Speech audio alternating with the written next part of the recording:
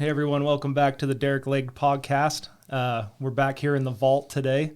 We have got a very special guest to me, and I know that Jake Erickson that was on our podcast would agree. Before I introduce him, I just want to let him know and you guys to know that he's probably one of the most, I probably respect him out of the most people I know right now. I've got a lot of admiration for him. There may be one other guy in my life I've ever met that is as genuine as this person. So I'll go ahead and introduce him. We've got Troy Latham today. How you doing, Troy? Good, Derick. It's a pleasure being here. Yeah, I'm excited for this. It's funny. I was listening to our podcast with Jake yesterday, and when we talk about you, it's almost like you're this legend that doesn't exist anymore. And so I told Jake, I was like, well, we need to get Troy on because he's actually still here and can still share his knowledge with us instead of me and Jake just reminiscing about the old times with our old buddy Troy. You know, it was kind of embarrassing to actually listen to that, not expecting that type of comments coming from what I feel is a typical job. But, you know, it was actually flattering as well. You know, I look at my 21 years as a sales rep with Champion Safe, Superior Safe, and, you know, kind of leading up to things that you and Jake talked about of what was important, you know, as my role came long before the safe industry. I was shortly out of high school, and my first real job, I probably had one of the best mentors that anybody could ever have as a boss. His name was Perry Johnson out of Provo, Utah. He's a legend up in that area. And I remember some of the experiences that he taught me, Derick, that absolutely to this day stick with me. You know, I remember my very first day on the job, and he was a busy man. He always had 5 or 6 people hanging on to his coattails, either asking for advice or borrowing money. And it was a pawn shop that I was working at, and this gentleman came in, and my very first day there, he brought in a gold chain. It was the wrap age, to where that thing was bigger round than my pointer finger, and was all of about 24 inches long. And I saw one up on eBay not too long ago that reminded me of that. That thing was selling about $35,000, and he brought that in, and he set it down on the table, and he said, I can borrow some money against this. And I looked at it, and I held it up and showed my boss, and he just says, hey, I hired you to think and to take care of your part of the business. And first day on the job, I was really nervous, and I put it on an electric scale, and I weighed it up, and I checked the spot of gold, being 14 karat. It was 58.5% gold. So I calculated what should have been given to him and gave him a load of $100 bills. And I should have known when he winked and went out the door that there was something fishy about that particular piece of jewelry. And he scooted his way out the door, and 30 days later, when that note came due, I was walking past old Perry's office, and he kind of motioned me to come in, and I looked at him, and he had that gold chain there looking at and examining it, and he said, you might want to come in and shut the door on this one, Troy. And I sat down kind of across the table like we are here, and he looked at it, and he says, I want you to tell me how much you'd give me for this gold chain today. And so I did a quick calculation, and he says, man, he says, you haven't lost a lick. He says, that's to the penny what you should have given that old boy. If it was gold, it's brass. Oh, jeez. And it ain't worth a dime. And I got really defensive, Derick. I got up and just said, hey, this is my first day here. And I started to get heated and just say, you know, you should have gave me more knowledge about what I was doing, and I could have made a better call. And he let me rant and rave for about 10 minutes. And then he just said, you through? And he says, yeah. He just says, you see this little hook that I'm screwing into the wall? And I said, yeah. And he said, that's where that old chain's going to stay. that every time you walk past here, he said, I want you to remember a couple of things. He said, that was a big mistake. Cost me a little bit of money. But he says, Troy, this says if I bring in an individual and I put a thumb on them 24/7, and I criticize them to the point where they don't feel like they're worth much when they make a mistake like this, he says, you'll never be worth a dang dime to me. He says, if you'll do a couple things, he just says, you may go somewhere in life. He just says, it's okay to fail. He said, this time was on my dime. He says, I'll have your back. And he just says, if I have to babysit you on every single loan that comes through, he just says, I might as well not even hire you as an employee. And I worked for that man 11 years. He never did criticize me. He never did count my till. It was interesting. I looked at 110, 115 pieces of jewelry a day. In that old shop, I gained a lot of appreciation for finance and different predicaments and what it meant to be successful. And he was the epitome of integrity. Some parts of the podcast that you and old Derick talked about was, humility and genuineness. But I saw really what it was like from his perspective. He's not a rich man, successful man. He dropped out of high school at 16 because of open heart surgery. Back then, they split the sternum and crapped the rib cage and basically held your heart in the hand. Dyslexic, couldn't read a book, couldn't read anything. But one of the best gunsmiths I've ever met. One of the most knowledgeable people about diamonds and jewelry that probably was up there in North Utah County. Could build a home from ground up. We're talking dig the hole and pour the cement and frame it. But I watched him with people, with interest. Being young, you know what I mean? You thought you have all these answers, and you thought that you really knew about life and what was important about life and how to get rich and how to rise to the top. And I learned very soon that rising to the top is only as high as what you're able to pull other people up. I know a lot of his old past employees. A lot of them came from the same hometown that I did. He was very particular in giving everybody a helping hand, especially those that they came from that little town of Blanding, and they were doctors and they were lawyers and a lot of very successful people that he tutored. I remember some of his transactions. I remember one day just sitting there, and we sold a lot of saddles and tack back when the horse industry and cattle industry was a lot stronger in northern Utah than it is now.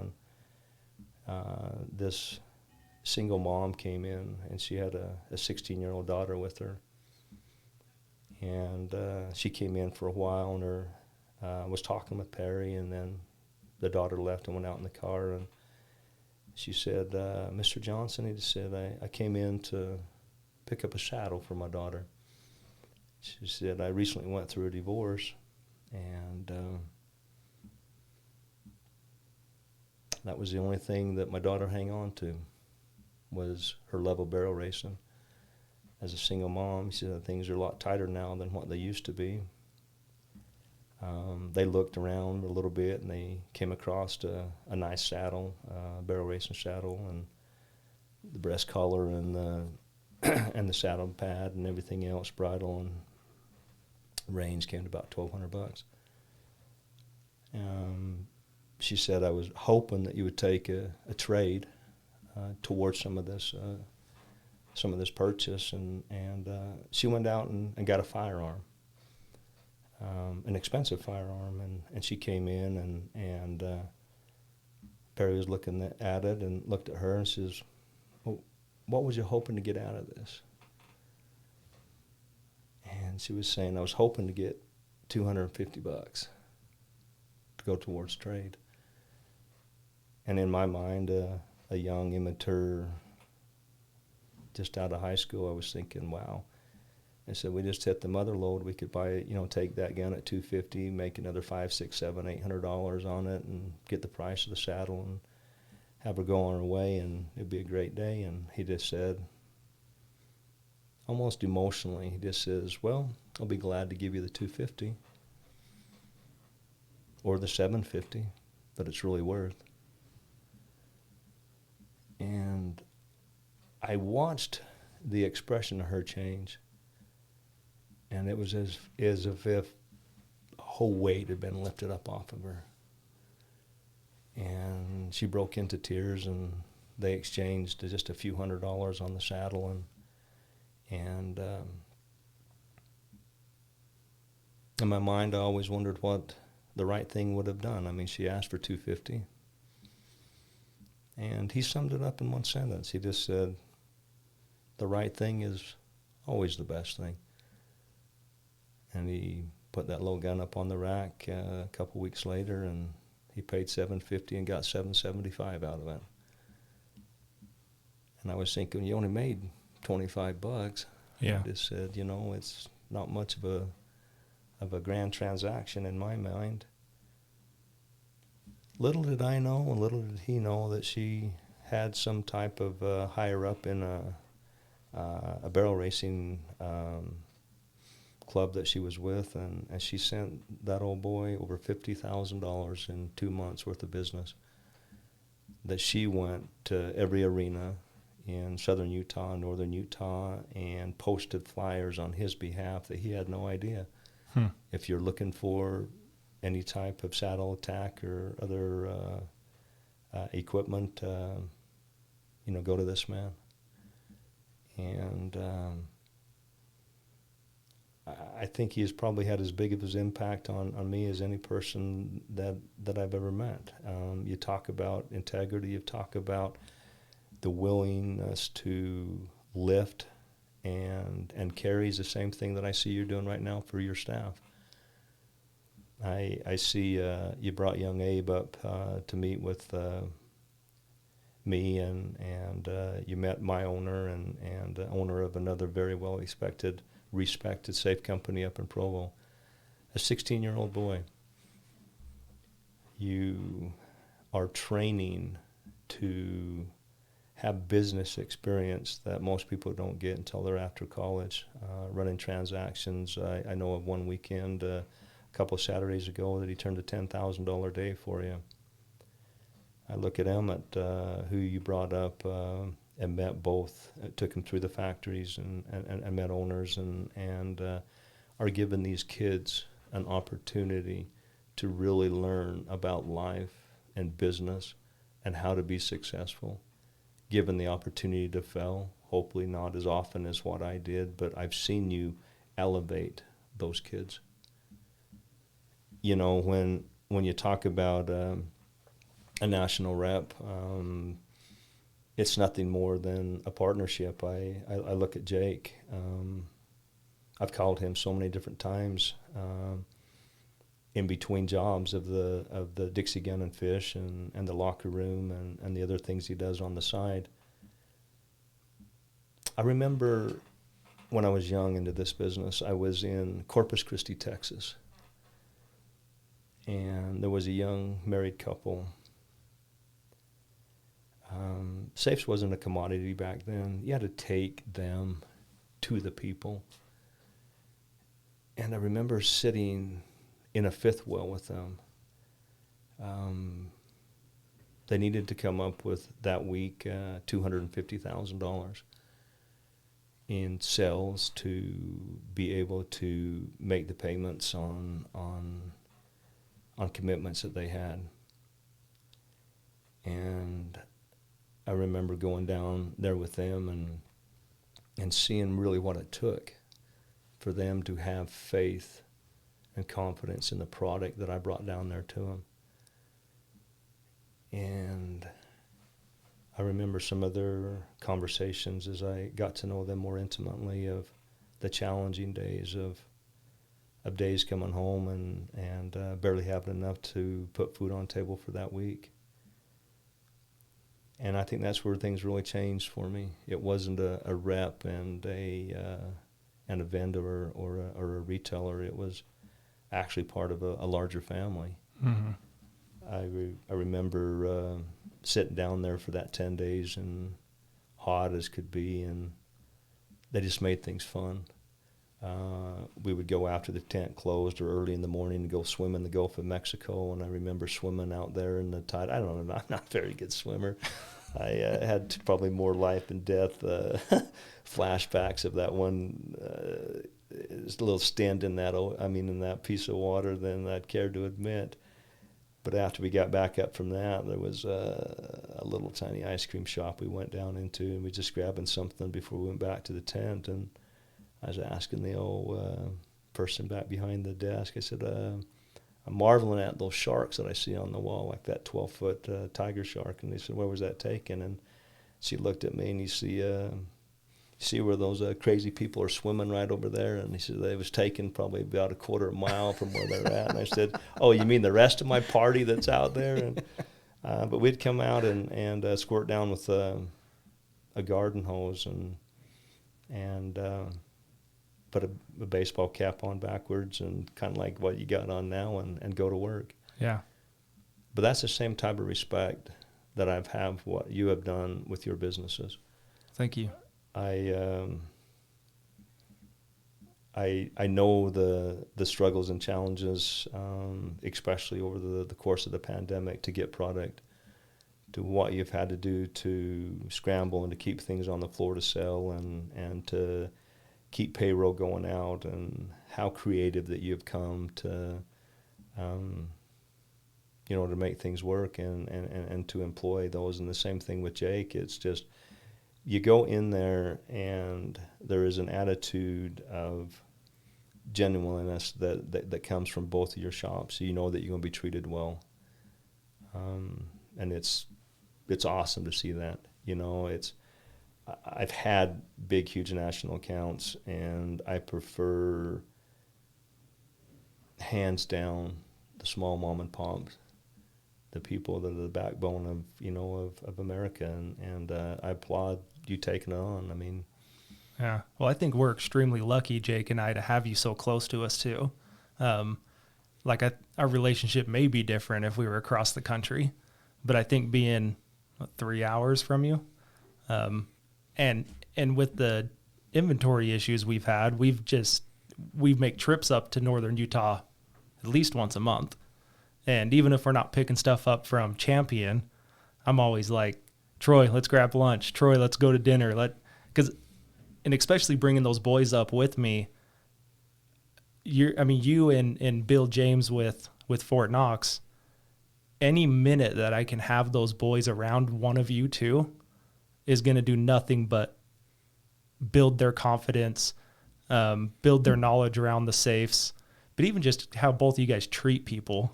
And that's really what our store is about, I feel like. We're not salesmen. It doesn't matter to me what safe you buy as long as it fits your needs. And I've tried to really put that into the boys, and I think they do a really good job at it. And I think that's why our numbers have grown even when we can't get half of the stuff, right? Or we're like people who come in often and say, like this Model T. I mean, if I had 500 Model Ts, they'd all be sold, right? And so people come in and say, when are you going to get more of these? And I just have to shrug my shoulders. I just give them the Jordan shrug, right? I'm like, I don't know. I mean, it could be 2-3 weeks. It could be 3 months. But the best part of that is I know for a fact that you're up there battling the battles too to get us that inventory. And I think that when Jake and I get together, I have another account, we'll just put it that way, that I've been 8 months and I haven't seen one thing. And I've even offered to come pick it up. I've offered to pay for the shipping. I've offered everything, and I can't even get the brand in the store. But going from that far left side to the far right side of you guys in Fort Knox and being able to come up and, it's bro hugs and grabbing lunch and grabbing drinks and swapping stories, and where I think you're a little different from my Fort Knox reps, like we talked about on Jake's podcast, when I knew that you were the real deal is when you were so invested into Jake's family and Jake's life as well. And I know that one of my guys, you've kept tabs on him and you send him stuff. And I know that means the world to him. And it means the world to me to know that you're there. You're a text away. You're a phone call away. You're 3 hours away. I mean, if I had to drive up there and needed something, you're 3 hours away. And that means, it means the world to us. And to be able to support us in that business, I mean, as great as Fort Knox is, as great as their product is, if I depended on just Fort Knox, I wouldn't have a store. I mean, I just wouldn't have inventory. And so getting those phone calls of, hey, RC Willie just turned down this semi, what do you guys want to do? You know, and Jake needs to make a call right then. I know for a fact that there was only us and one other dealer that even had a shot at getting those. And so where you would call it like your mom and pops, like we're still getting the action that those bigger guys, we're getting the opportunity, maybe is a better word to put it, to have that inventory, to be able to sell that stuff because of the relationship I feel like we have that some of these bigger stores and bigger markets are getting. Does that make sense? I also look at it, though, that what you and Jake between the two stores have been able to do, though, warrants that call. Sure. You know what I mean? It's a two-way street, meaning that you invested into a whole nother storefront with nothing but safes in that store. You have been relentlessly applying different avenues to be able to promote it. And I think it goes right back into where I just really came out of that story with that Texas store and that Texas dealer. I feel that same sort of blood, sweat, and tears that you have put into doing your part, and it's only fair on my part to reciprocate with this same amount of effort. You know what I mean? And I do see that. I do see just how much that you guys have done. And it is absolutely phenomenal to see how two independent small stores have been able to battle the competition that you have here. I mean, you have some nationally recognized chain stores that are fed products because of their buying power, and you guys have been able to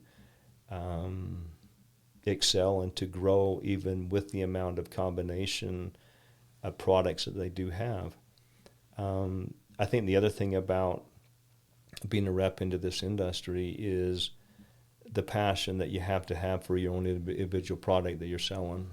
21 years in this industry, I have seen a lot. I have seen a lot of safe companies come and go.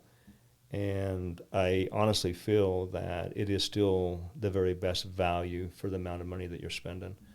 And it is far superior to the low grade of safes that I see right now at a lot of your competition coming in at 749, 849 on a 14 gauge body.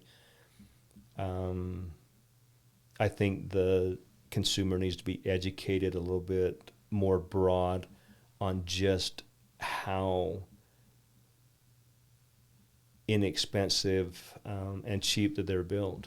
I mean, it's not the same quality that you're carrying, and our owner Ray Crosby has set a goal that he would never go there, and he hasn't. But I am sold on the product that I have. You know what I mean? There's a commitment there. Well, I had a conversation yesterday with the lady that came in, and she was kind of stuck between that. I would like to not spend as much money and have something cheap, but you know, this is what I'm looking for. It's not that I just want to lock it up from the kids. I want to have some protection too. I want to have some fire protection. And so we kind of went through the whole thing, and I was like, you know, if you're just locking it up from the kids and you're not worried about someone breaking into it with the flathead screwdriver or you know, rolling the dice on what the Chinese tell you the fire rating is, then go ahead and buy that $750. You know, that solves your problem. If that's your problem, go buy that. We don't sell that. I'm I'm happy to even deliver it for you. If you want to go to Sportsman's, Cow Ranch, wherever on those big box stores and buy that, let me know, and I'll even come pick it up and bring it to your house. And that's when we go back on like trying to educate, and you're huge with that with the boys. That's why I'm always like, get around Troy, ask him questions, conference call him. If you need something, shoot him a text. And I had this conversation with this woman where she kind of went from wanting to spend and get that cheap one to us building the value into what a Champion can bring her at still a lower price point in, say, the safe game. I think our Model Ts are, I don't know, $1,500-$1,600 right now. I'm not, something like that. And we just had that price jump. So I'm not sure exactly what we're at, but we basically doubled her budget on what we could provide her. But after we showed her the 4-way acting bolts, the double plated doors, the fire ratings, the actual American rated fire ratings, right? She's pushed into that. We're just waiting to get one in so we can sell it to her. And that's at that price range. And I've even done this on our ads. I've invited people to do your research, find something in this price range that will compete with this safe, and you can't do it. I mean, I've been doing it for a few years now. We've carried every brand but one major brand, and there's nothing out there that competes with it. But I think that caring for the customer, and this is just a business thing in any business. I mean, it's not just safes, right? This is anything. Be involved, educate. Don't be pushy. I mean, there's a lot of people that I'm like, if this doesn't work for you, that's fine. There might be something out there that does, but maybe it's not this. And you're 100% right on with that. And I think a lot of the experience I have coming in is having done customer service or share the same customer service area with our manager, and having had over 2 to almost 300,000 safes out there. You've heard it all. One of the greatest signs that we have, our posters put together, was a Crown Series safe that made it through that Santa Rosa's tub fire. California one? Yeah, and there was an article written by a locksmith that didn't even carry our product. He was a locksmith that grew up in that area, and his way of giving back. I mean, it's an expensive endeavor when somebody has to call a locksmith to open up a safe, whether it's ours or anybody else's. And his way of giving back is he opened, I think, 44 safes, a couple of commercial, and then majority of them residential. And in his letter, on a non-biased approach, he said that Champion product was the only one that I opened out of the 40 plus that in the residential actually made it through. And I've seen a lot of those, Derick. I remember one out of northern Utah that happened just prior to Thanksgiving. And it was a cold November night, and a 4,000 square foot Rambler home went up, and unfortunately everything burned to the ground except for just the safe. It was a 50 size safe, a 6 foot tall safe, and the locksmith came out the next day, and the safe was still too hot to the touch, and he came out the day after that, and he opened it up. And the gentleman had a large amount of cash. It was up on the top shelf, which was the hottest part of the safe. And what a prideful moment to be able to know that was your product. I realized that not every person going out there, and I applaud any individual that's coming in to keep a firearm or prescription drugs or anything out of that to the hands of those that are in their household. I applaud that. But I also like to draw from some of that experience and would like to reflect upon the fact if it was my own stuff. I don't have a lot of money, but I do look on the fact that I hate to buy junk and I like to buy once. Sure. And if we can get somebody into something that they can afford without breaking the bank, that is far superior to something else that's out there, then it's a gratification feeling that if for the worst part happens, that if their home is attempted to be broke into and the safe is attempted to be broken into, or if there's a fire, that there is a very good possibility that it will would be there intact when either one of those things happened. And I don't know. It has been a good ride for the 21 years to be able to represent a company that I'm very passionate about. But Well, we can talk about safes all day. I think let's try and push this in a couple different directions, because I think you and I could go a lot of different directions. We've shared, I've shared a lot with you that I don't talk to a lot of people about. You've shared some stuff with me on your personal life and some things that you're going through. Let's talk, because I'm not even 100% sure what this is about, and you've mentioned it to me a few times. What you're doing, like some mentoring stuff. Is that the best way to put it? You have a couple kids that you're mentoring, and you kind of. Am I wrong? no, you're Okay. you're right. It's something that I do outside of work. It's something that I do as a hobby. A little bit more than that is spanned over 25 years, and the very best figure, if you were to put a number to it, is somewhere around the 10,000 individuals. Wow. When I was young and playing high school sports, I was very Chess isn't a sport. No, I wouldn't have been very good at that either. Sorry. Maybe I wouldn't have got injured as bad or as much, but it seems like arthritis in your thumbs. It seems like it's just plagued with bad luck, and I was a senior at this particular time, and I was up there at Wasatch, a school up there in Heber, and it was a very dark day. At that particular time in my life, my mom seems to be very, very in tune with life and what's coming up around the corner. And I remember getting out of that car that day very early in the morning, and she said, "Well, don't go do something stupid and blow up a knee or something like that today." And I got on the bus, and it was a trip like just a normal trip. And I was up there, and the whistle blew, and I was just kind of finishing out the play, and I was about 10 yards out of bounds and got hit, and went to stand up and immediately fell back down. And they carried me off. I sat on the sidelines for a while, and then they wheeled me into Utah Valley Hospital there in Provo, where I went underneath my first of 8 major surgeries.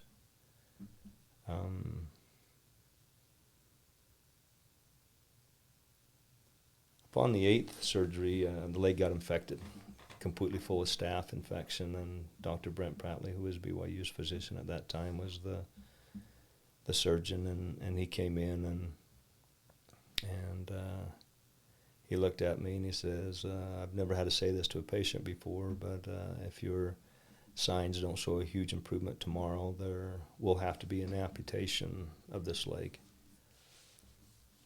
Up until that point in my life, I know you can't tell it now, I was a big kid, very involved in the weight room. Even after a rebuilt arm, I was benching the 385 and Wow. squatting a great amount, and had a promising opportunity to go on past high school and play, and I realized up until that point, I looked at physical strength as the sign of accomplishment. If you could intimidate, or if you could use that to your advantage, in which at that time there wasn't very many kids that was there in the weight room and spent a lot of time, and so I kind of stood out that way.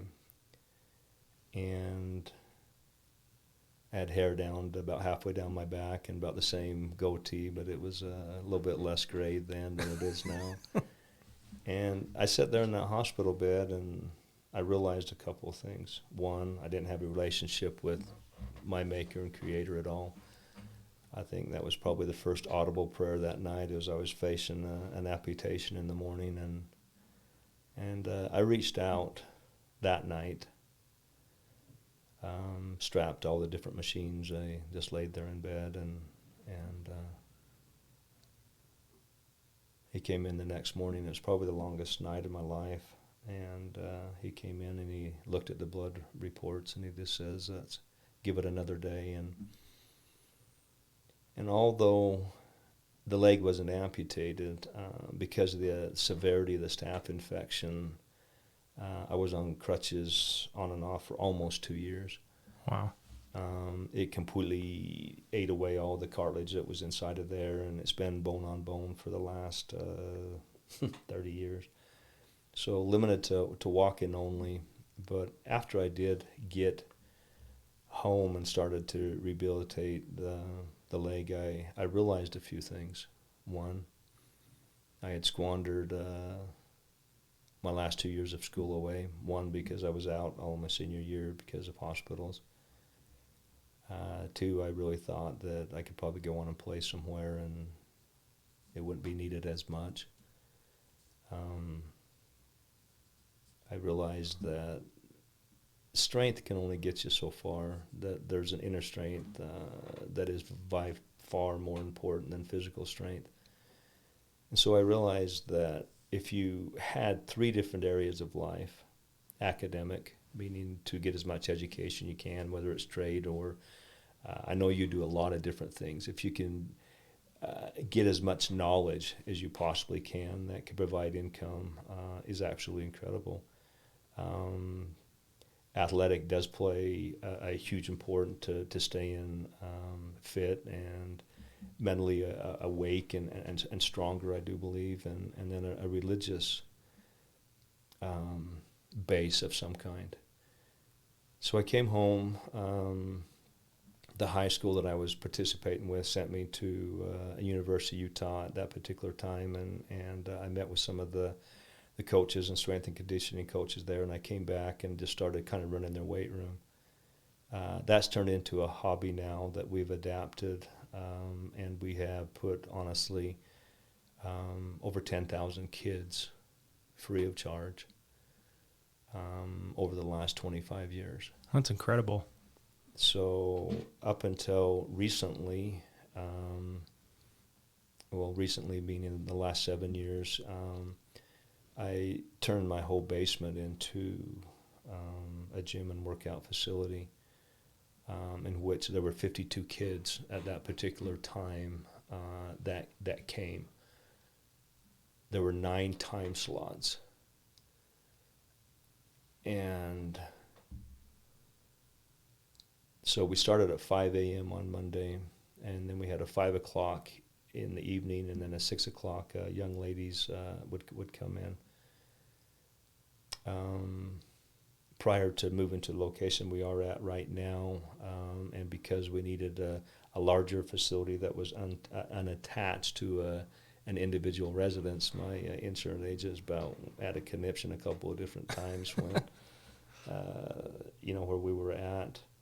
But that one year in particular, we had 7 nationally ranked kids. Really? Top 10. These are high school kids? High school kids. Wow. In the different sports.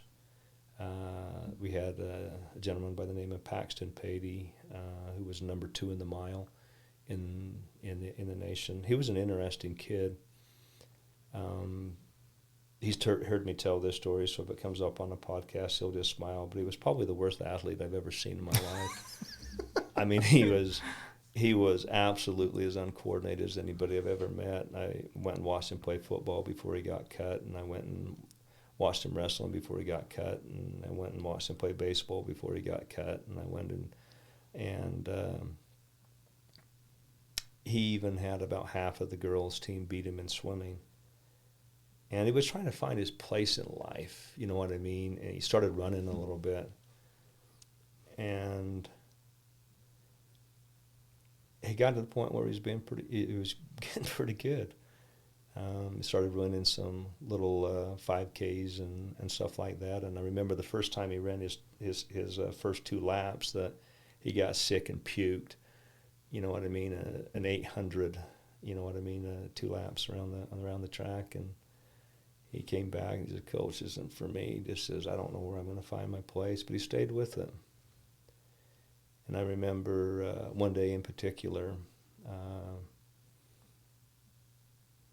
I feel that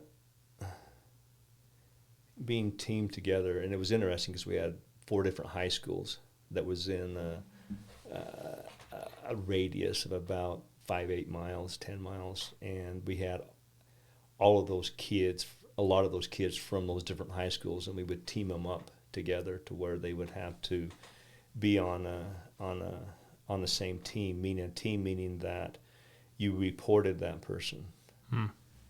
And the fact of the matter behind it is that life is not just about you, and that your decisions affect more people around you than what you ever felt possible. And so we had them in groups of 4, and if you wasn't going to be there, it was your responsibility to call way ahead and an hour ahead. And I remember one particular day, I went down there, and we was about 10 minutes into the workout, and he was just sweating all over my floor, just dripping. And I looked at him and I said, "We got an issue here." I said, "You're not feeling very well. Do we need to go take a temperature and you send you home?" And he says, "Coach, I'm not sick." I said, "Well, you tell me, Yeah. 10 minutes in this, you're just spitting all this water off all over." And he just says, "Well, I ran to get here." And I said, "Well, that's a heck of an accomplishment. You live 2 doors down." And he says, "No, you don't understand." He just says, "I'm on the cross-country team, as you know." And he says, "Yeah, so I'm training for that." He says, "I ran 7 miles out, and then my ride didn't pick me up. So I ran the 7 miles back." Oh, jeez. "So I wouldn't be late." He said, "I wouldn't feel good about having the other members of my team have to do extra because I didn't show up on time and I didn't call." I remember when he was running in college, he would run the 5 or 6 miles to the local track there, the high school track, and then he would run 2,400-meter laps, sprints around the track. And then he would, all under 70 seconds, and then he would rest. Wow. I remember when he went to the Western Regional Nationals in California and medaled. But it's not all about making it to the top of the podium to be successful. I remember a young boy,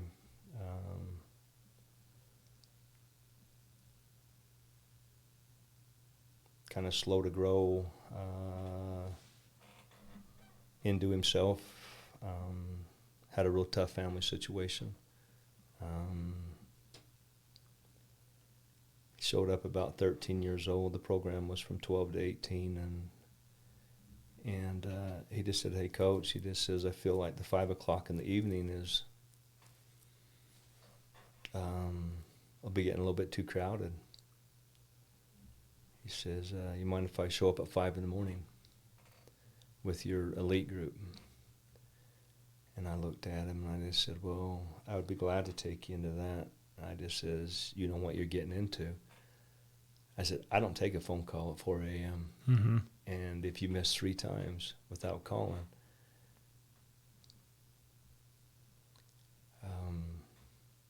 that's 3 strikes." Yeah.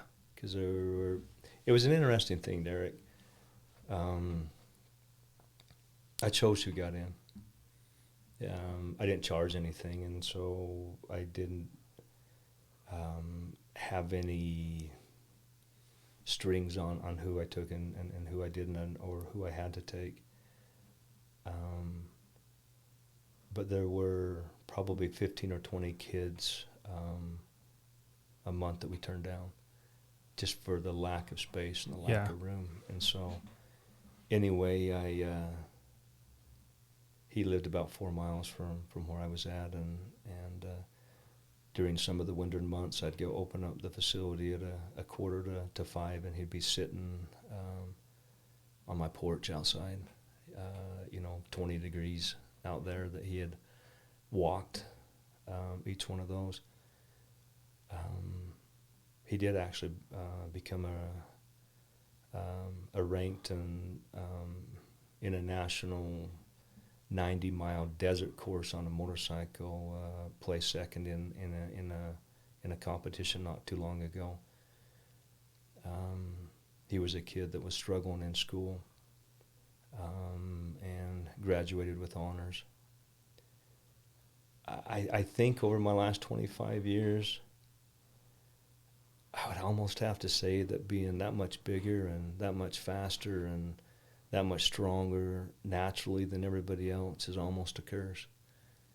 Because every one of those nationally ranked kids were kids that you wouldn't have anticipated or even imagined. All they needed is actually somebody to believe in them, and actually needed was just a little bit of a direction. But I saw some of the commitment to life and to goals throughout this 25 years that is just unbelievable. I've also taken a different perspective on success. One of the kids that I taught, some 30, 35, back when I was in just finishing up high school, before this program, there was a young man that we had started, and he walked on BYU, 5'8", just pure grit. But he had done so much in his life. Retired early at about 33 years old. Doesn't have the need to work. I got a lot to do in 6 months. And he invited me down to his home. I think it was 12,000 square feet. Wow. And a personal tour and walkthrough with his wife and his mother-in-law. And it was a gorgeous home. Absolutely. I was so thrilled for him to watch and see what he's done, and absolutely just an incredible man. And we went through that home, and there was some tiles, I think, that go up through the bellroom that are like $2,000 a piece. I mean, it was done with every ounce of thought put into it, and I left there with a great sense of satisfaction for all of his hard work, and felt just incredible for him. And about a week after I had got home from that, I received a call from another kid. I wrote a letter of recommendation for this young man to get his first apartment. I tell you, life isn't fair. I mean, the amount of struggles that this poor young man had to endure go far beyond anything that I've ever been challenged in life. And he had spent a lot of time in different parks and living on park benches and having some emotional problems that didn't allow consistent work. And I remember the phone call, and I teared up when he just said, "Hey, thanks for your letter of recommendation." He said, "I don't think you'll ever realize what it's like to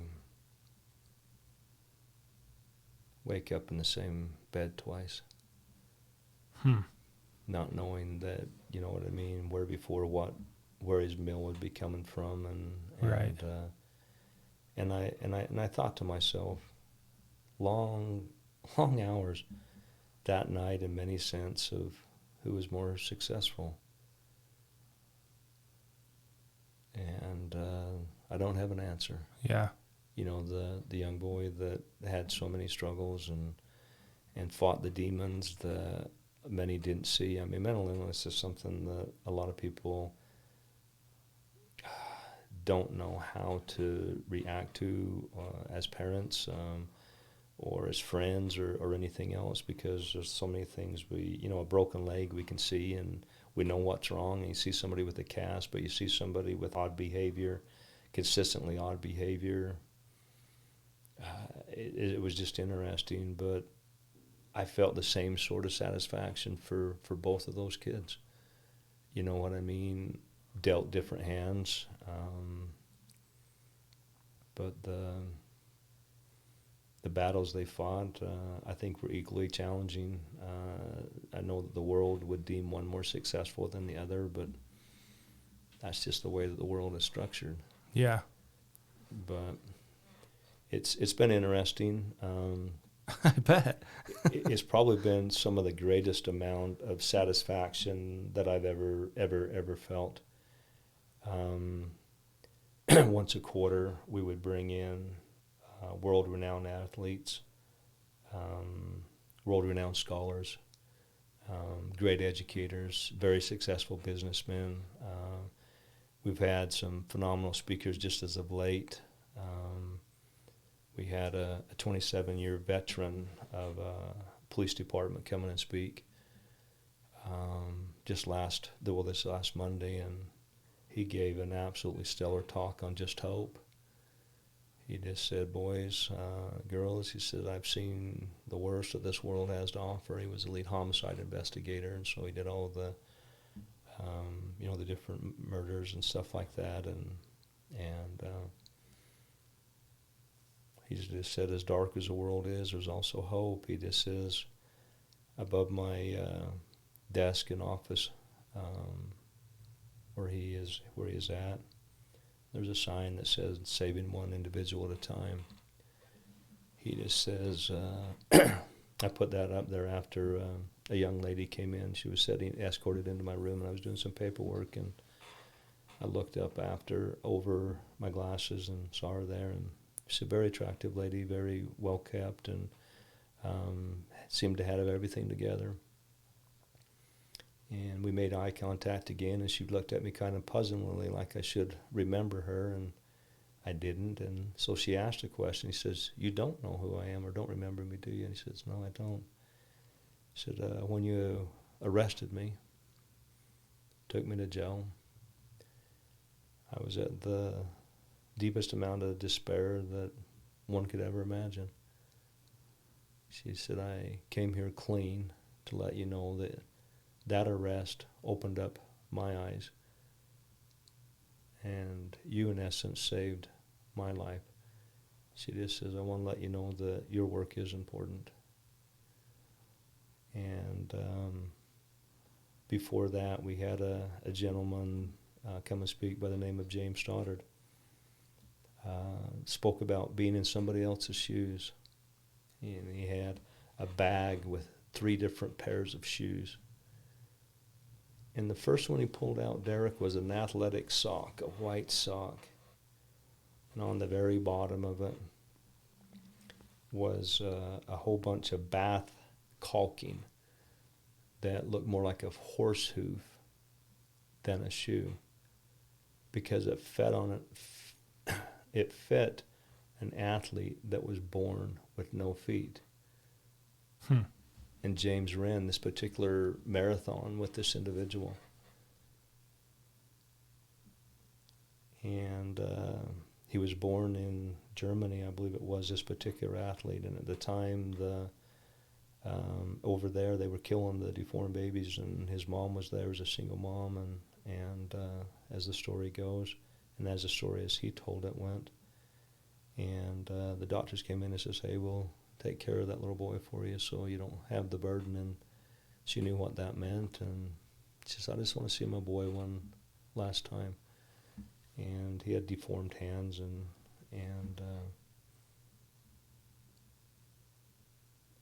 she brought him in. They brought him in, and she snuck him out of the hospital and got him here to the United States. And he ran 100 marathons with no feet, and James had, because of his father, but James actually ran a marathon with this man. First name was Larry. The second shoe that he had was actually a cowboy boot, and the boot turned all the way up at the end by the toe, and it looks like an elf's shoe. Mm-hmm. Belonged to Mr. Cunningham, who was also known as the Kansas City Flyer. Was involved in a school fire that burnt half of his foot off, and he actually had 9 world records. And then there was another shoe that he had of a best friend of his that was born with cerebral palsy, that was never able to get out of a wheelchair, and he dragged his feet behind. And he just talked about the importance of giving everybody the benefit of the doubt. You don't know what they've gone through that day. It was an emotional outing. Aaron Thatcher was probably one of the most remarkable athletes that ever came in and spoke. He was a big 6'9" left-handed pitcher that had a big, huge scholarship not scholarship, a chance to go pro right out of high school, and he turned it down and went on an LAS mission, and he came home and he actually did sign a contract, but never did get a throw on a major league game.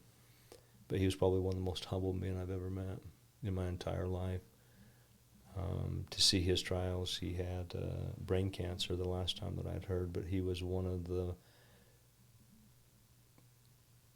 the whole time that he spoke, we had probably 60 people there. I don't think there was a dry eye or he changed it from laughing to crying just about as quick as what anybody I've ever seen. But I've never seen anybody command an audience like that. And I've been involved with some very good speakers. I was in Tennessee not too long ago doing some speaking there at a medical convention. I had a good friend that felt bad for me, and I had to follow Larry Gelowitz, who was the coach of the Highland rugby team. You've probably seen the movie Forever Strong. Yep. Yeah. Well, he was that coach. Okay. And he was an amazing speaker, about $10,000 an hour speaker. And it was amazing to see how he could elevate a crowd. But that night, I think I got as much out of Aaron's talk as anybody that I've had. I look at this going back into probably my opportunity when I was a young kid. I was extremely, extremely undersized, fast, but skinny as could be. And there was a family that lived about 2 blocks up from me that was a friend of my mom's, and they had a plastic weight set. And I didn't know them very well to start with, and they just gave me the key to their home. Didn't, come and go as you please, and I always vowed to give that back. And it's interesting.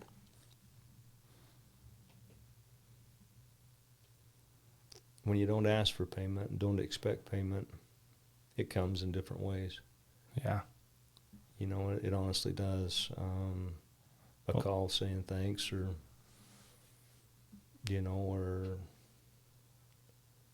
I had, an individual come up that I'd worked with a long time ago, and he had his contractor's license, and he said, "It's finally my turn."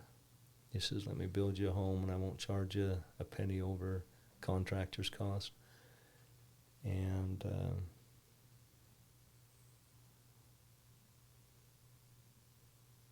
but I don't know. That's just awesome. I could sit here and listen to these stories all day, I think. But, you've got to have,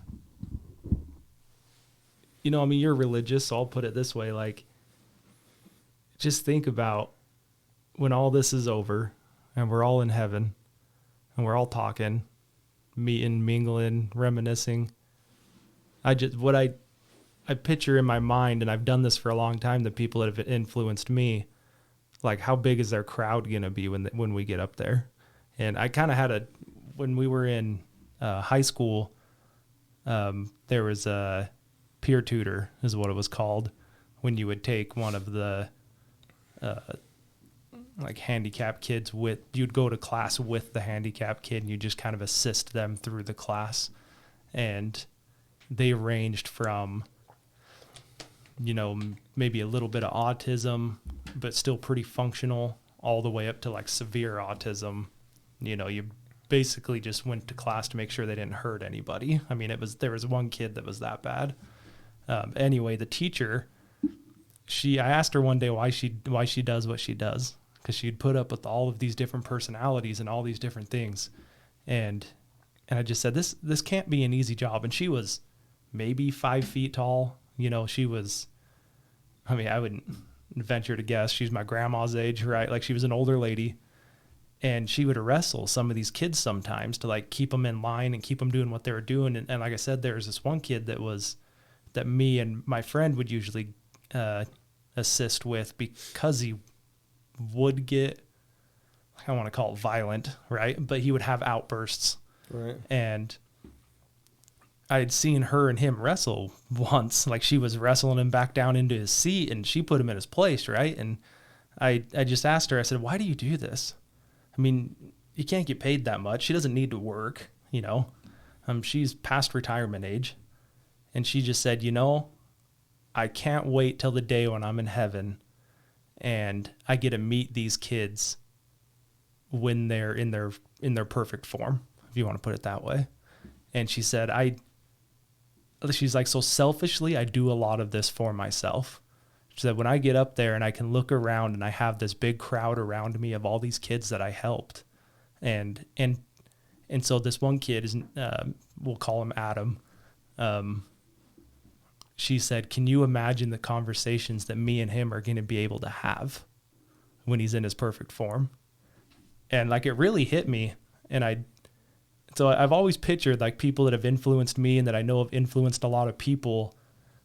Like, it might sound silly, but like, we're all going to be in heaven and there's going to be like one person in the middle, like when they get to heaven or whatever, and there'll just be a big crowd of people around them on everybody that they influenced and having conversations and whatever. But I would picture someone like you that, and like we talked about it with Jake and all the kids that he's helped through sports, without getting emotional about it. I just feel like everybody that you've touched through 25 years on documented time. Yeah. I just can't imagine. I mean, you've got to have stories for days about all these people. And my little selfish mind where I'm like, I'm trying to help these two boys that work for me, right? That I'm around basically every day. And I'm like such a small scale to what I know other people do. And I just can't imagine the energy and the emotions that you've gone through and other people that have attempted to do what you've done. You know, I'm trying not to float your boat too much because I know you don't love it, but it's awkward on the thing because it does.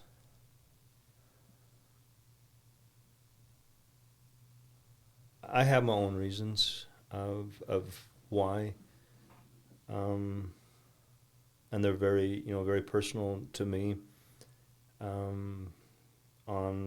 On some of the things that I have gone through and some of the things that I've experienced, and I'll leave it at that. But I've also had some phenomenal examples throughout my life. I remember being down in Texas, Longview, Texas, to be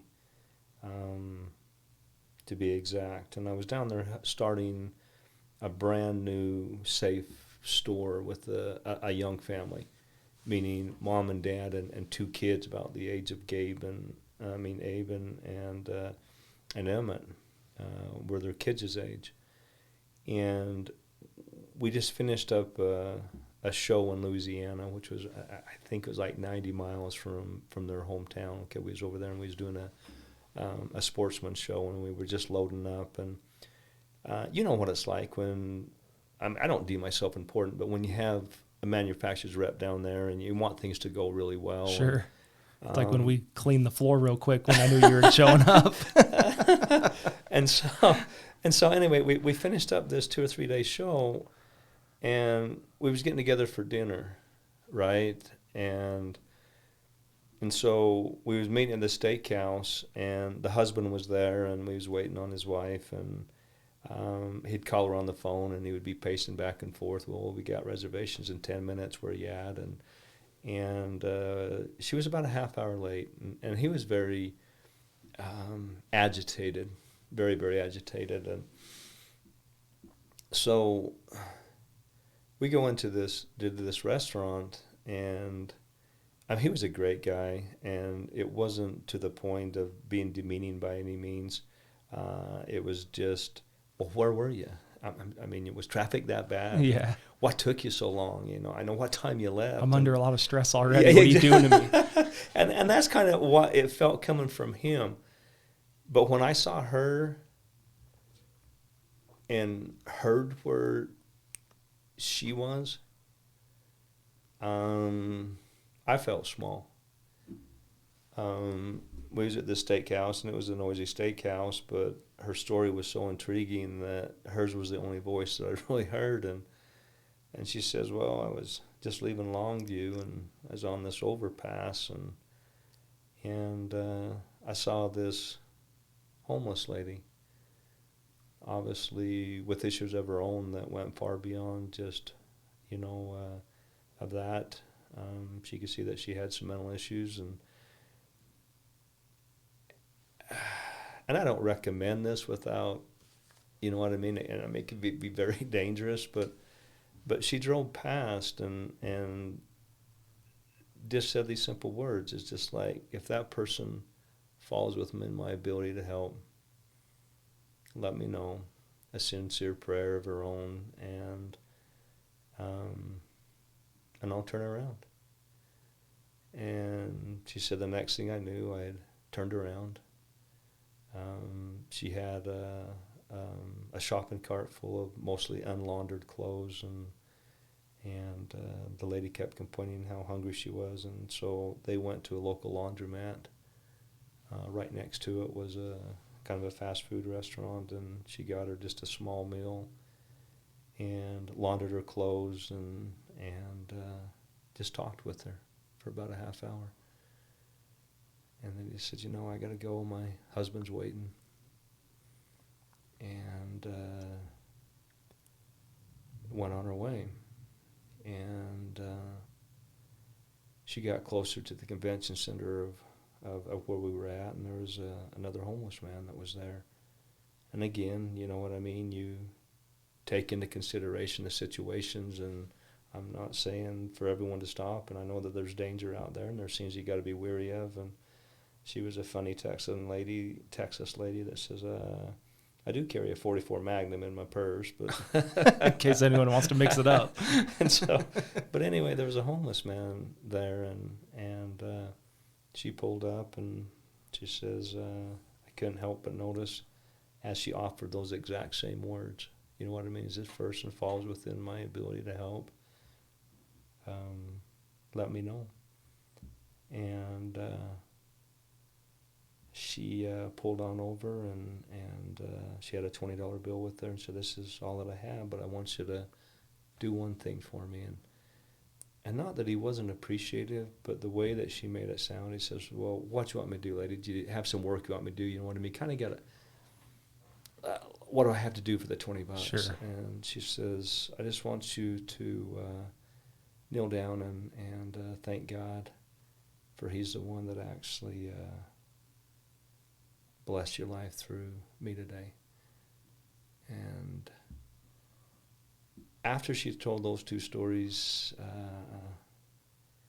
it was just amazing to me of how many people are out that like, I know my grandma was that way. I mean, she was always taking in people left and right. I look at my mom as probably the greatest example of sacrifice. I could spend 2 lifetimes and would still be indebted. I remember when I was up in the hospital, and I think I was up there at this particular operation. I was in there for 12 days. This is the one that they were looking at the possibility of amputating the leg, and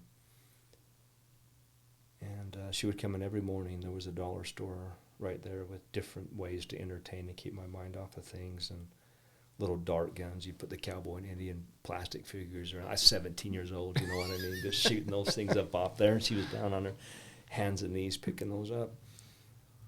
And she never complained one day, not one moment of any day.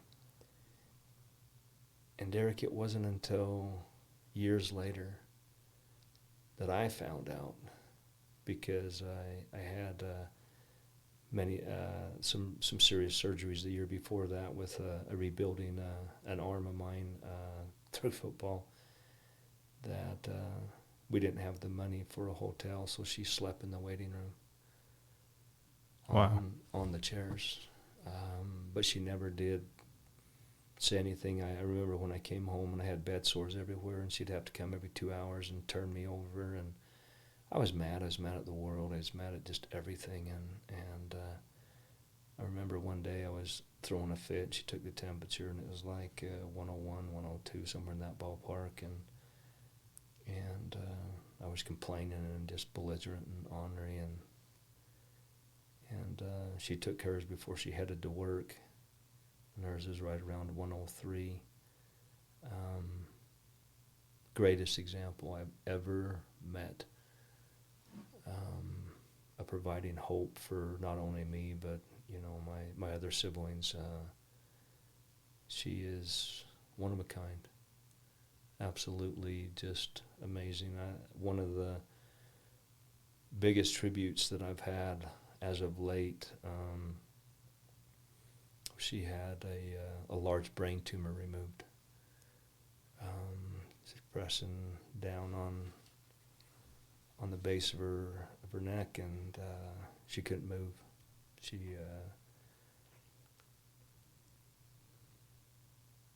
Anyway, they came in and had it removed, and after the hospital, she went to go stay with my sister.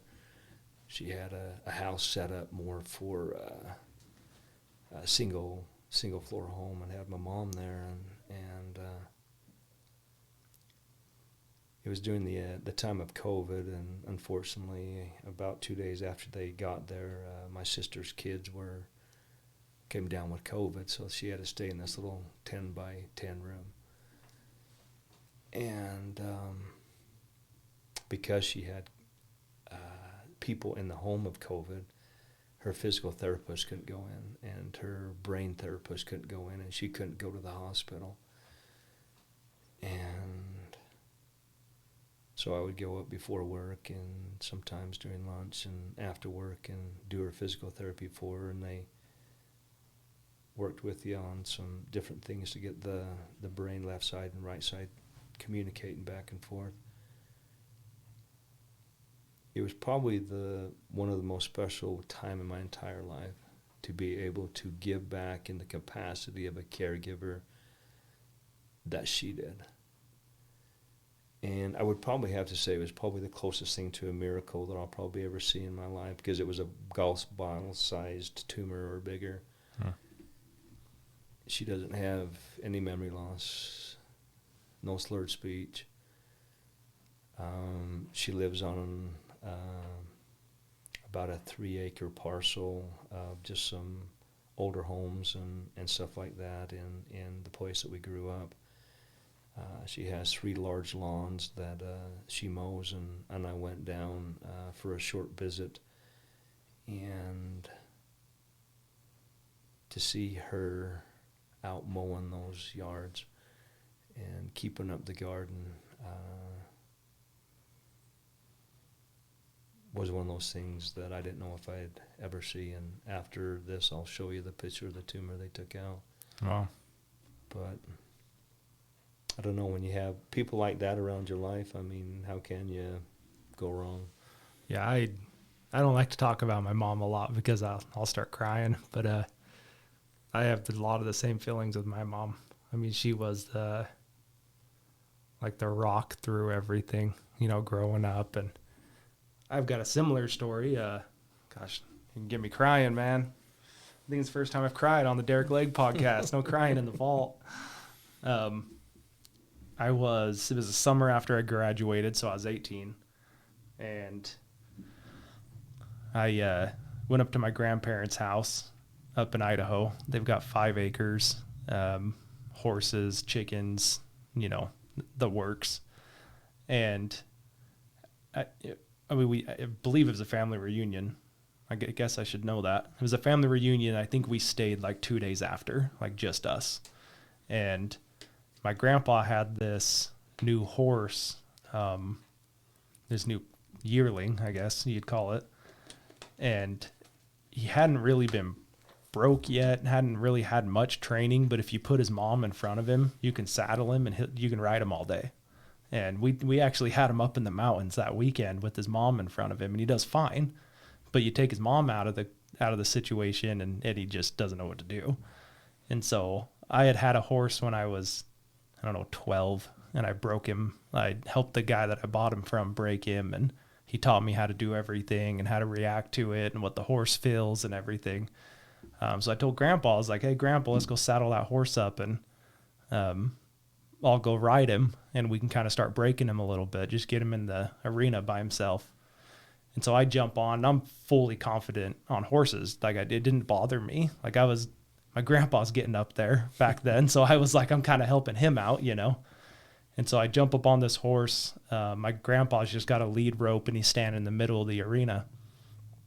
And I'm kind of running the horse around. I'm trying to get him to start running. Like, we're walking just fine. And so I'm kicking him. I'm whipping his reins. I'm doing everything I can trying to get him to start running. Instead of running, he thought if I kicked him in the stomach, that means he's supposed to buck, right? So we were rodeoing there for a little bit. He's bucking up and down, front legs, back legs, and I'm just hanging onto the horn in the back of the saddle, just trying to stay on. And he got to one point to where I couldn't settle him down. And that, like, a little bit of fear started coming in, you know, and I'm like, okay, like, if he loses it, can I get off of him and still try and be safe, you know? And we find my grandpa came up, finally got him calmed down, and I'm a little rattled, you know? And I look at my grandpa and I'm like, I don't know, you know, I don't know how I feel about this anymore. And he's like, are you okay? Well, my grandpa's like the John Wayne, you know, fall off the horse, get back on. Yeah. Like, yeah. And I mean, you're not going to tell him, yeah, I'm scared, take me down, you know? And so I'm like, yeah, we're good. I was like, you want to go another round? And he's like, yeah, let's see if we can get him trotting. And so I'm still on him. So we start riding around again. I'm going at him. I'm kicking him. And he lunges forward, and we start running, and he's like just full speed. And I'm kind of like, okay, we finally did it. So I'm like kind of getting a little bit of rush, you know. Well, he goes to kind of turn the corner into the arena edge, and he slips, and his front hoof goes down underneath of him, and we just tip sideways. Boom. And like, I've known riding horses since I was a kid. Like, you hit the ground, you barrel roll out of there because you don't want that horse trying to step up when you're underneath of him. And so we hit the ground. I start barrel rolling. And I'm rolling to my grandpa in the middle, and he's already running in because he sees what's going on. I get out of the way. He gets the horse up, and like, initially I was like, "Ooh, that could have been bad," you know. And I'm staring at, I'm laying in like this arena with dirt and horse crap and everything, right? And I'm staring at the sky, and my grandpa's, "You okay? You okay?" And I'm like, "I think so." And then, like, it just hits me. I just start getting this pounding in my foot. And I'm like, I think I'm okay. And then I'm like, I don't know. My foot kind of hurts. And I look down at my foot. Well, being the city slicker I had tennis shoes on. And when we hit the ground and I barrel rolled, it took my tennis shoe off. And I looked down at my sock. I had white socks on. Well, my right sock was white, but my left sock was red. And I sat back down, I laid back down, and I said, "Grandpa, something's wrong with my foot, I'm bleeding." And I sat back up again, and it was just dripping blood. And so my little sister was out there, and she's going to kill me if I forget this, but I'm pretty sure my little sister was out there. And my grandpa said, "Go get my dad and my brother." And so my dad and my brother come running out. And I'm just trying to stay coherent because I'm starting to go into shock, you know, and I look down at my sock again, and it's like tight around my foot, and it's swelling. And I'm like, I broke my foot, and I'm starting to get nauseous. And so, like, I know I broke something. And so we sit me up, we get me on a hay bale, and my dad's like, "Okay, let's take your sock off." And I'm like, I don't even want to look at it. And I'm trying not to puke. And the decision was made to just get me in the truck and get me heading to the hospital. It was getting pretty bad. We start down the road. We're in Manan, Idaho. I mean, the closest hospital's, I think it was like 25 minutes away. And so we start taking off down the road. My dad had my brother say a prayer real quick, and that's the last thing I remember. I'm quite a bit bigger than my brother and my dad, and my grandpa's got some years on him. And so I thought going into the truck, I'm like, I've got to stay with it long enough to get in the truck because they won't be able to carry me. And so I was trying to do everything I could to stay with it because I knew I was going to black out at any second. So anyway, he starts on a prayer and I blacked out. And I remember waking up at the hospital. They were trying to get me out of the truck and in a wheelchair. Well, we'd wrapped my foot with a bunch of stuff because it was swelling pretty bad. And I remember they get me in a wheelchair, they push me into the hospital, and I'm aware, like I'm awake again. And they start asking what happened. We start telling them everything. They take scissors and cut my sock off. And at this point, it's like a rugby ball down. I mean, it's massive. And I'm just like kind of going in and out. They're still bleeding like crazy. What had happened was the buckle on the cinch went through my big toe, like right next to my big toe. So I went all the way through it, and it was just bleeding like crazy out of that. I was just thinking about it, man. Yeah. I'm getting nauseous over here. Maybe I won't get into the details of it, but I remember they soaked my foot. It was painful. And the whole key to the story, my mom had just left to go to the airport. So my dad calls my mom, hey, Derick had an accident, yada, yada. And she's like, okay, well, I'll come back. She'd work for SkyWest. So she like flew for free, had the buddy passes, whatever all that was. And so she turns around and she does about 120 miles back to the airport or back to the hospital. And I remember, I mean, I was in and out most of the time, but my brother Jason would probably have a better story because he was sitting next to me the whole time. And I remember them asking me, can we give you an epidural? Like, we're going to put you out. You're going to emergency surgery. We're going to give you an epidural. And I was like, I don't know what an epidural is. And they're pumping me full of painkillers. And so I'm like off in la la land. They're trying to ask me all these serious questions. And I finally just told them, I was like, this is my brother. Just do what he says. And they're like, you're 18. We have to have, you have to tell us. He can't tell us. And I'm like, no. You don't understand. This is my brother. He won't, like, just do what he says. And they're like, no, and Jason's like, dude, shut up. Just tell him you want the epidural. And I'm like, no. Just listen to him. He'll tell you. And I remember Jason will laugh about it now, but, well, then I tell them, let's do an epidural. Well, surgeon comes in. And he starts telling me, hey, you need to be aware.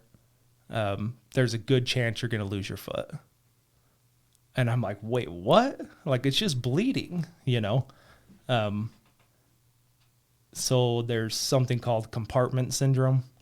To my very, very limited knowledge, when like your muscles get exposed to that much swelling, it kind of kills your muscles, I believe. So they told me we're either cutting your foot off, we're amputating your foot. They didn't say we're going to cut your foot off. That's what I heard. We're going to amputate your foot. If we leave your foot, you'll probably never use it again. There's a very, very slight chance that you'll keep your foot and you'll have some movement. And that was the best case scenario. You'll have some movement in your foot. Well, my family was very athletic, played everything, sports, basketball, football, soccer. I mean, I mastered soccer when I was like 7, right? Because it's not that hard. Anyway, so I was like terrified. I was like, I'm not going to lose my foot, right? Like, that's not, stuff like that doesn't happen. And so they take me into surgery. I remember waking up after, and I'm terrified. I remember thinking, like, as they were putting me out, like, I don't know if I want to wake up. Like, I don't want to die, but like, I'm scared to wake up to find out what happened. That was the same feeling going into the next morning. Yeah. And it all just happened so fast. And I was just getting pushed from one thing to another, to another, to another. And I remember waking up and there was a nurse right there. Her name was Tasha, I'm pretty sure. And I remember looking over at her and she's like, how you doing? How you feeling? And I'm like, I I don't know anything. Like, you got to tell me how I'm feeling. Like, you tell Exactly. me Is and my then I'll foot still react there? to it. Yeah, Yeah, because I exactly. can't feel a thing. And I remember kind of like looking down at my foot, and they'd propped it up, ace bandages all over it. And it had these 4 like stainless steel pins sticking out. And I was like, what in, I don't know if I've ever sworn on this before, but I was like, what in the hell is sticking out of my feet? And I looked at her and I'm like, well, my foot's still there. So like, we got to be, this isn't worst case scenario, right? And I just remember like they kind of pushed me in. My family's there, my mom's there, and my mom has a little medical background, CNA. She worked in a hospital for years, and so she comes over to me and she's like, "You're gonna be fine. You've got some cuts on your foot that they had to cut to relieve the pressure. You've got pins sticking in your toes." But like, you'll get past this. Like, you're going to be fine. And I was like, no way. Like, my options were no foot or I may be able to use it again. And she's like, everything couldn't have gone better. And then she was there for a couple of days. Well, anyway, it's a long story, the rest of it, but they told me 6 months to walk and a year to run. And I believe I cut that in half. I think I was 3 months to walk, and 6 months we were playing flag football again. And to this day, I've got gnarly scars all over my feet from all the cuts that they made. And I asked them how many stitches. I believe I was the only one in my family, or at least my brothers, to have stitches before this. And so I was kind of like, cool, man, how many stitches did you have to give me? He said, I stopped counting after 150. And I was like, dang. And my wife's in orthopedic. She's a nurse practitioner for the orthopedic surgeon. And I tell her all the time about when they just kind of held me down one day and they pulled those pins out. And I was like, wait, you're not going to like you're not going to like give me some gas or anything? And they're like, oh no. Well, he comes in with, like, I swear it was just like some Craftsman freaking pliers. And I'm like, hold on, this is a joke. Because we knew the surgeon extremely well from all my brothers. And I'm like, no, for real. Like, when are we going to do this? And he's like, we're doing it right now. And I'm like, no, you're not. Well, and my dad laid over my legs, and my girlfriend at the time laid over my stomach. And I'm like, holy crap, like, we're doing this right now. He just grabs the end of that stainless steel pin that's sticking 3 inches out of my toe. And like, I guess we're on video, but like, so my toes are here, right? And they put them in right here. And then they were down like in like where your bone marrow's at, right? To line everything. And he just grabs onto that thing with his pliers and just starts like doing this, just back and forth, pulling them out. And it was the weirdest sensation of, it was like he was pulling my bones out of my toes. Like, it was weird. Anyway, when he got it all the way out and that air hit it for that split second, worst pain I've ever felt in my entire life. I mean, I told my mom and dad, I said, getting those pins out was worse than breaking my foot, because I mean, I was in shock, but I was like, that was worse than the whole ordeal was just pulling those stupid pins out. And my wife will always remind me that they do that to kids all the time and they're just fine. But I'm like, I don't know. My experience must have been a lot worse. I was in Durango, Colorado, the year before as a junior, before I really got hurt up there at Wasatch. I was running the ball and I got hit, and I went to brace myself with the left arm, and it snapped and went all the way around, and the hand was sitting like right here on my chest.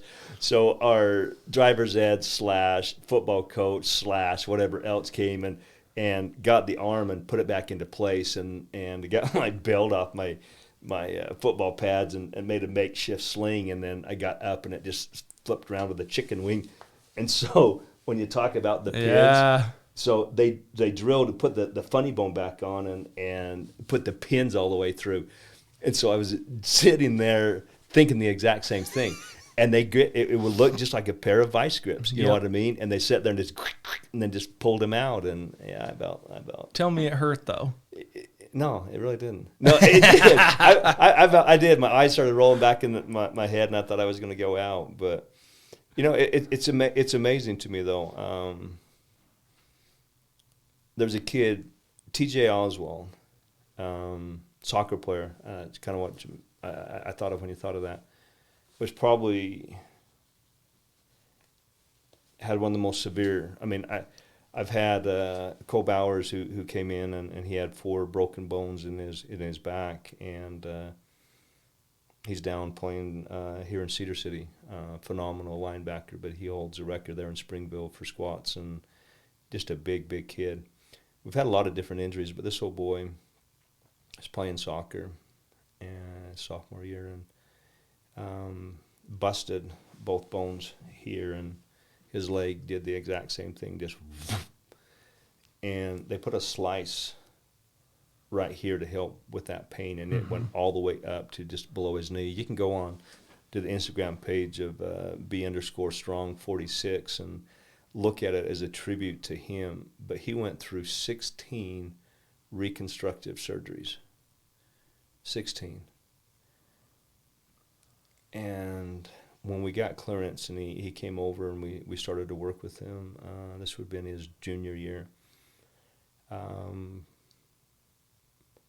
It was just after his junior year, because he made it through the 16 reconstructive surgeries and did his best on his own to get him back into shape, and he went for tryouts, and he came back and they cut him. And I saw him after that. My daughter played soccer, and I said, "Hey, I'm sorry. I heard the unfortunate news." And I said, "How did you handle it?" And he says, "Well," he says, "it was one of the hardest things in the world." He says, "You know, trying to recuperate from all of those surgeries in a year's time to come back. And I know that they didn't see what I went through, but I thought that I was as good as a lot of the people that were there." And he says, "I realized that I had 2 choices." He just says, "I could be bitter my whole entire life, or go to the coach and just say, okay, you saw something different. I know what I came in with and what I went through. I said, I want to know what you saw that you cut me." And he gave me a list, and he says, "Okay, so what you're saying, if I do everything on this list, I got a shot for next year." And he came back and worked with us for about an entire year, and remarkable kid. He went through a appendix that broke, and some other stuff on top of the leg, and how he kept an attitude of going forward is just beyond me. But he made the team. Wow. And has tried out since, some different places. But I don't know. It's cool though, Derick, to actually see somebody's potential when kind of come to a surface. You know what I mean? When they find themselves, or when they finally get committed, and go forward. But it's been a good journey with hopefully a long lot of experiences still to come. So yeah, what do you think that is in these kids? Is it just being mature? Is it the resilience? I mean, like some of these stories you tell, I wasn't that kid in high school. I mean, I don't know if I would have been like, give me the list and I'm on the team next year type of thing, and I probably would have been the bitter kid that was like, oh, as good as every one of those guys, right? I mean, I got cut from basketball, and what would that have been, ninth grade basketball? I got cut, and I was like, give me a ball, one-on-one, half these kids, right? And I'm sure I was wrong, but that was my mentality. And then later, no, I know I got cut 'cause I got no left hand. You cheat me on the right hand on the basketball court, you got me every time. I don't know. It's different for every one of them. I look at Sid Wilson.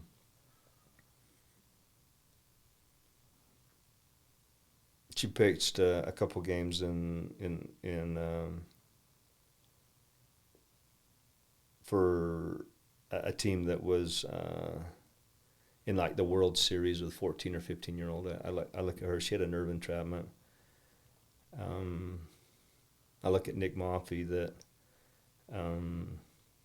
started baseball as a freshman for a 5A school, shattered an ankle, and how he came back. It's different for everybody. It honestly is. There's some of those that use negative experiences, and I think that's unfortunately how I'd use mine, meaning that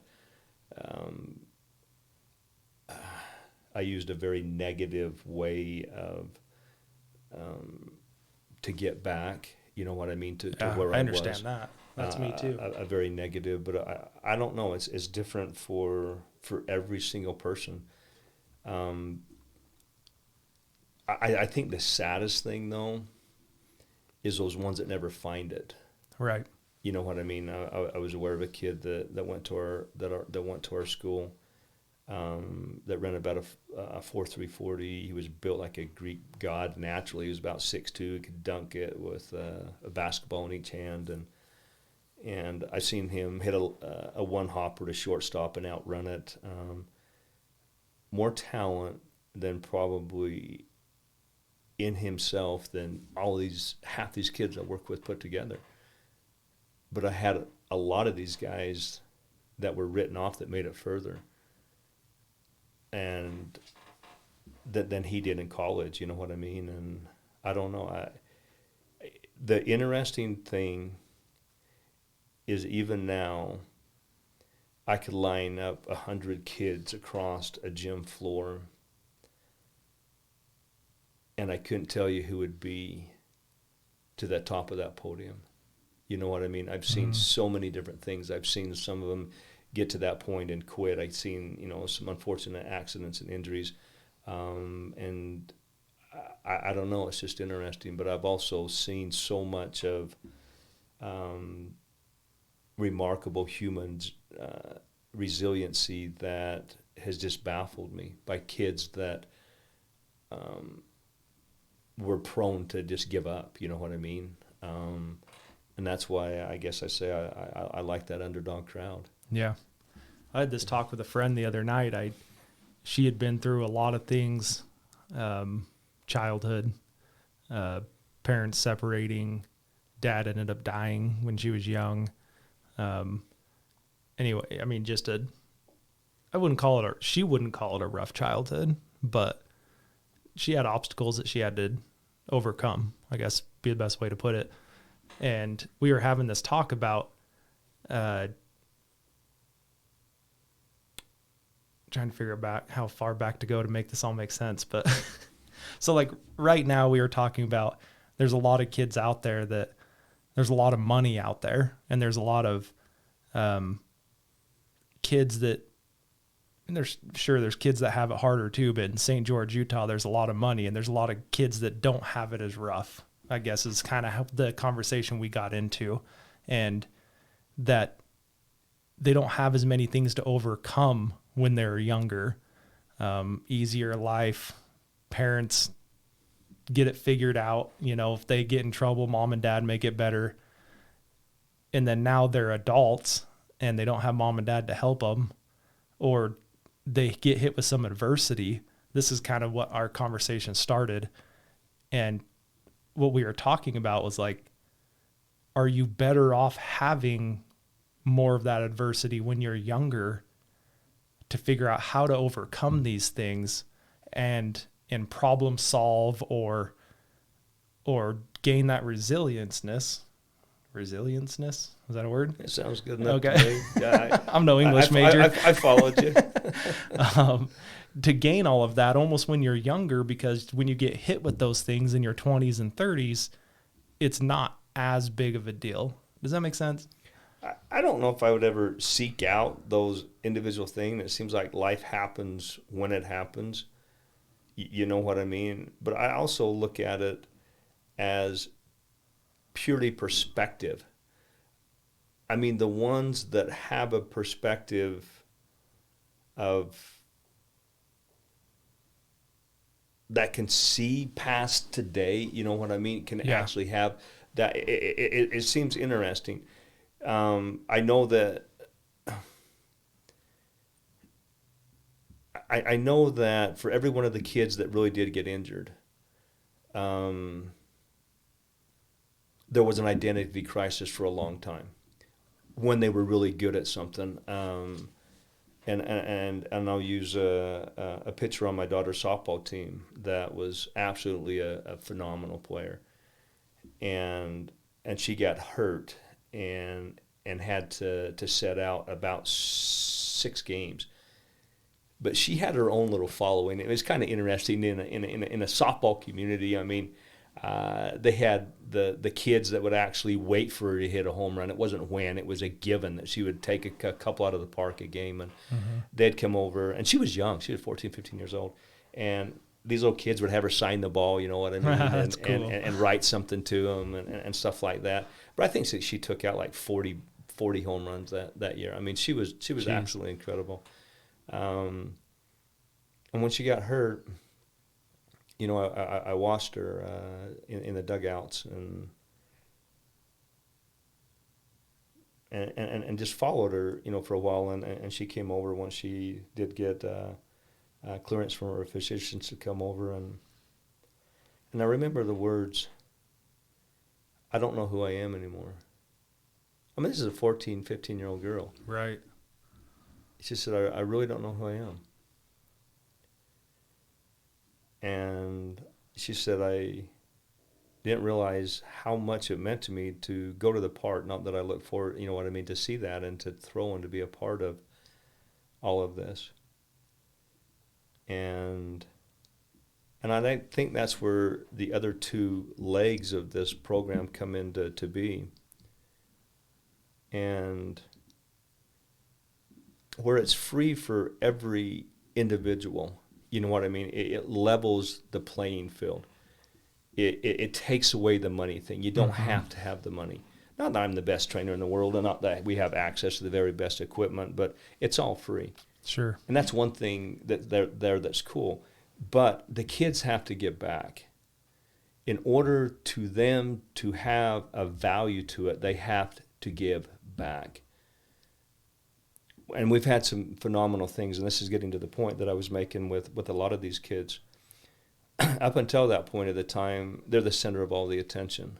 Yeah. And they get that notoriety, and they get that success from winning or whatever else. And I mean, we had one young lady that saved up yard sales for 2 years and went to India to work at an orphanage.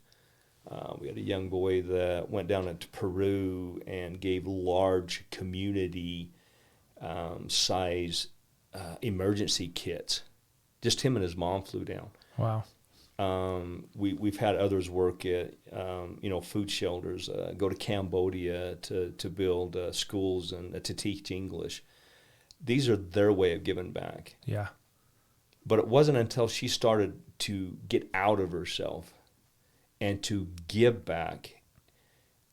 She couldn't be at the level that she was, but she went and taught other little kids how to play ball and do stuff like that. And she did some other things that she really realized that service and getting out of yourself and is the biggest key to happiness. You know what I mean? And that's what I found. It was 2 years for me after I got hurt to even walk back on a football field. Yeah. 2 full years. But there is a feeling that I get to see somebody else succeed that surpasses anything that I've ever done. I remember volunteering some time at Geisinger Medical Center on a terminally ill unit in a burn unit when I was 19. That was my perspective. I went in There was a kid, one of my very first times that we had interaction at this particular hospital. I was on a service mission for my church, and I went in, and he was camping, and he had all these kerosene-soaked logs, and he was carrying them from here, and they went from his navel up underneath his chin, and he was balancing them, and a little spark from the fire came out and ignited him. Geez. And he was in the hospital about a week, and maybe it was closer to 2 weeks, and the scars were about 3/4 of an inch on his stomach and all over his face, and it melted his chin down, and it burned his arms to into that locked position. Mm-hmm. Working with him and some of the other ones, I gained a perspective of mine own individual, and there is things that I have to be happy about every single day, irregardless how hard it gets.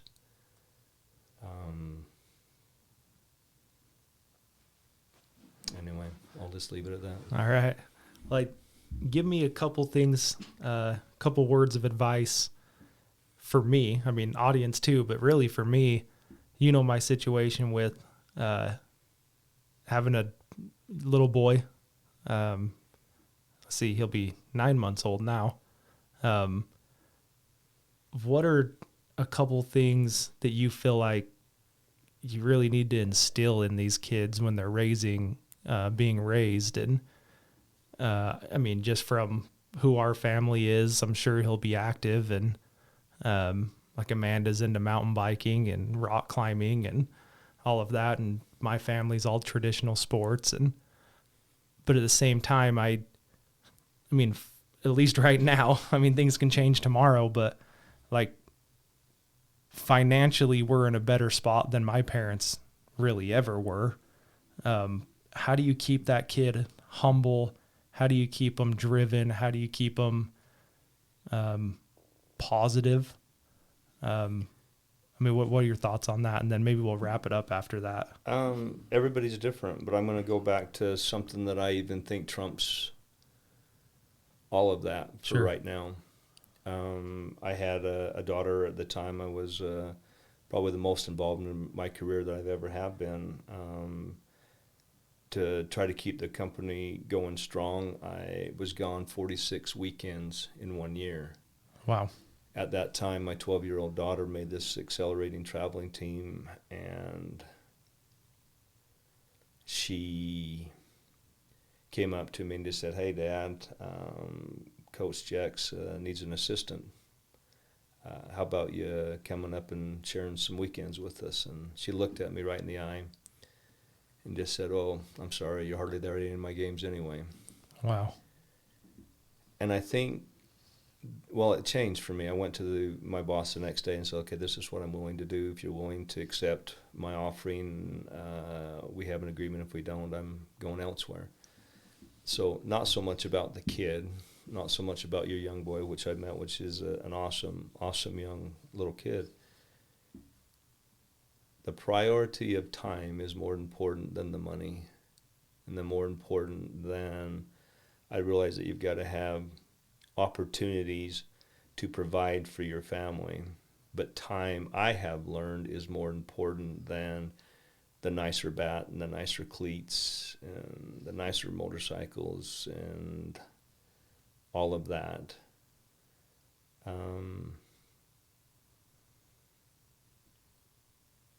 You can always buy them more,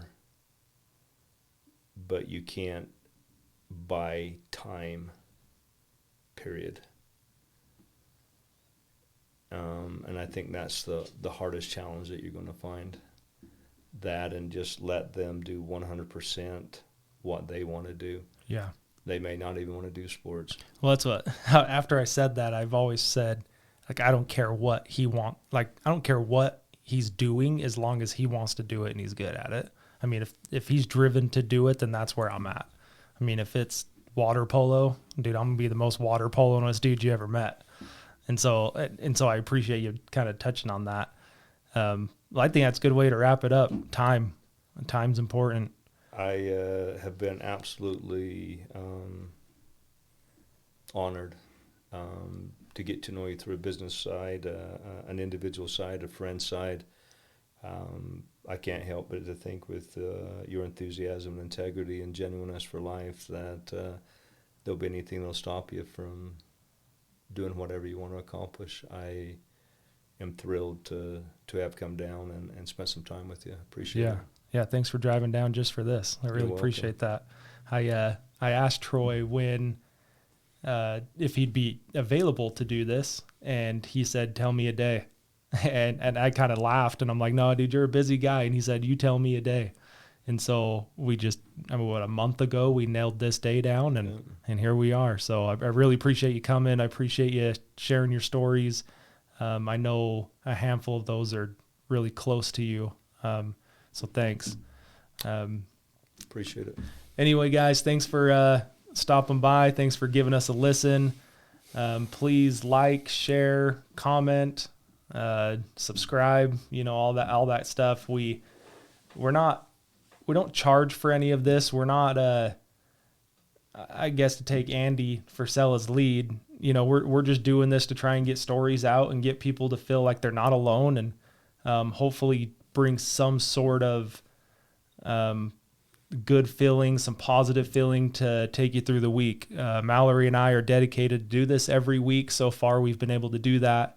We're hoping that we can keep on going every week with bringing in a guest and building your imagination, your strength, whatever word you want to put to it for that week. We're trying to bring a variety of people, and I think so far we've done that.